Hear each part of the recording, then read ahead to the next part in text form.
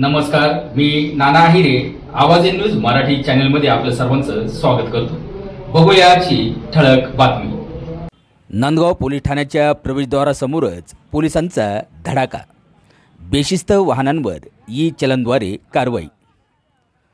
Police Thane ही शिस्त आणि कायद्याचे पालन करण्याचे ठिकाण. मात्र तिथेच जर बेशिस्तपणे वाहने उभी केली जात असतील तर याच प्रश्नाचे उत्तर देत आज नांदगाव पोलिसांनी स्वतःच्याच कार्यालयाच्या गेटसमोर उभ्या असलेल्या वाहनांवर कडक कारवाईचा बडगा उगारला आहे.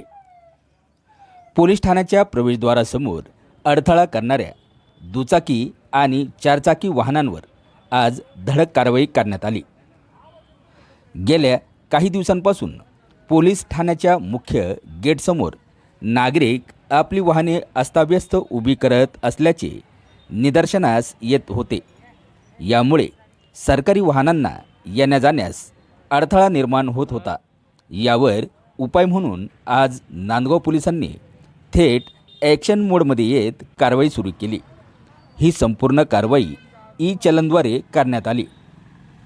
यामुळे जागेवर दंड भरण्याची कटकट न ठेवता थेट डिजिटल दंड आकारला गेला. सुमारे 10 ते 12 वाहनांवर ही दंडात्मक कारवाई करण्यात आली आहे. यामध्ये दुचाकीसह काही चारचाकी गाड्यांचाही समावेश आहे. कायदा हा सर्वांसाठी सारखाच आहे असा संदेश या कारवाईतून पोलिसांनी दिला आहे. पोलिसांनी नागरिकांना आवाहन केले आहे की पोलीस ठाणे किंवा कोणत्याही शासकीय कार्यालयासमोर वाहने उभी करताना ती पार्किंगच्या जागेतच उभी करावीत. अन्यथा यापुढेही अशीच कडक कारवाई सुरू राहील असे आवाहन पोलीस निरीक्षक दिगंबर भदाने यांनी केले आहे.